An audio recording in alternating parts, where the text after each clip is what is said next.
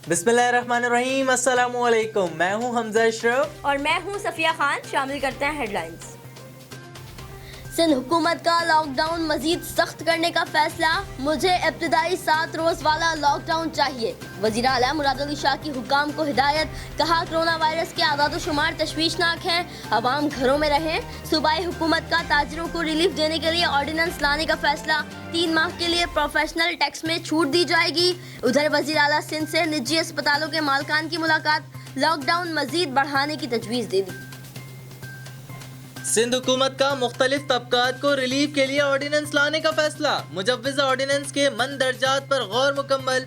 सिंध काबीना के सीनियर अरकान से वजीर आला मुराद अली शाह ने मुशावरत भी की।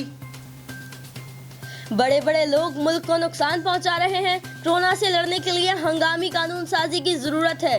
कोरोना केस की समाअत के दौरान चीफ जस्टिस के रिमार्क्स, कहा हुकूमत अपने लिए खुद मसाइल खड़े कर रही है, इसे आटे और चीनी का मसला बनाया हुआ है। सुप्रीम कोर्ट का तफ्तान, चमन, तुरखम के मुकाम पर फौरी करंतना मराकज बनाने का हुक्म, हुकूमत को 1 माह में पेशरफ्त रिपोर्ट जमा कराने की भी हिदायत। जस्टिस उमर अता बंदियाल ने कहा, हमें मुल्क को चलाना है, हुकूमत को काम करना होगा, हुकूमत को ग्राउंड पर जाकर लोगों की मदद करना होगी।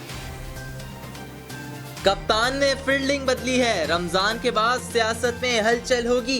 वफाकी वजीर बराए रेलवे शेख रशीद कहते हैं, ये फैसला हुकूमत और इमरान खान का इम्तिहान है।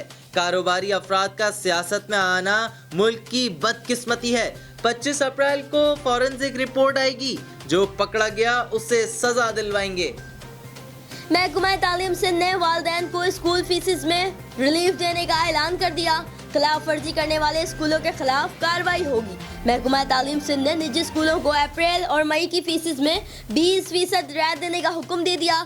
सिंध में कोरोना वायरस के बाइस तमाम स्कूल और तालीमी इदारे जून तक बंद हैं, जबकि लॉकडाउन के बाइस कारोबारी सरगर्मियां भी मुंजमद।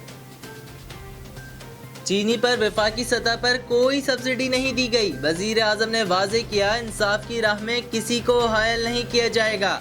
इजलास के बाद फिरदौस आशिकवान की प्रेस ब्रीफिंग, मजीद कहा, मुस्तकबिल में मसनूई बहरान से बचने के लिए इस्लाहात लाई जाएंगी। इंक्वायरी कमेटी ने निज़ाम में खराबियों की निशानदही की। एहसास एमरजेंसी कैश कल से मिलना शुरू हो जाएगा। फिलहाल इतना ही। मजीद खबरों और अपडेट्स के लिए विजिट करें हमारी वेबसाइट csnlive.tv।